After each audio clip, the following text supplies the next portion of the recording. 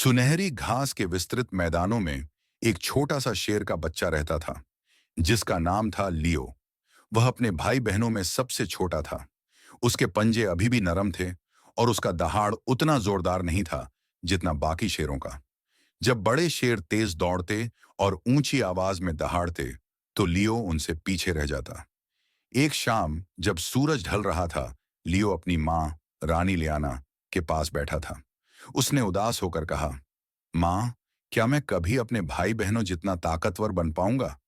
उसकी माँ मुस्कुराई और उसे प्यार से सहलाया। ताकत सिर्फ शरीर में नहीं होती मेरे बेटे, सच्ची हिम्मत दिल में होती है।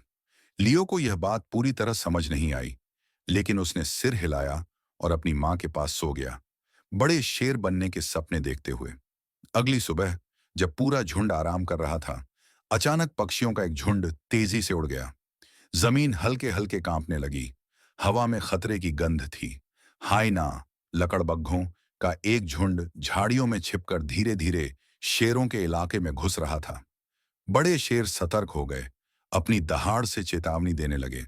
लेकिन लियो ने कुछ और देखा।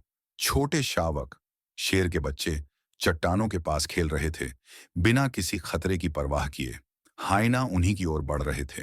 लियो का दिल तेज धड़कने लगा। वह न तो सबसे तेज था और न ही सबसे शक्तिशाली, लेकिन उसे कुछ करना ही था। उसने गहरी सांस ली और बिजली की तरह छोटे शावकों की ओर दौड़ पड़ा।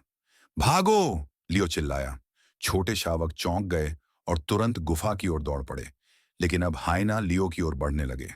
डर ने उसे जकड़ लिया, लेकिन तभी उसे अपनी मां की बात याद आई। सच्ची हिम्मत दिल में होती है।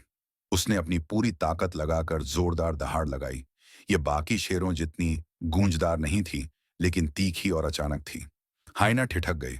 उसी समय बड़े शेर झुंड की ओर झपटे। उनके जोरदार गर्जन से धरती कांप उठी। हाइना डरकर भाग खड़े हुए। लियो की मां दौड़कर उसके पास आई और उसे गले लगाकर कहा, तुम सच में बहुत बहादुर हो, मेरे बेटे। पूरे झुंड ने लियो की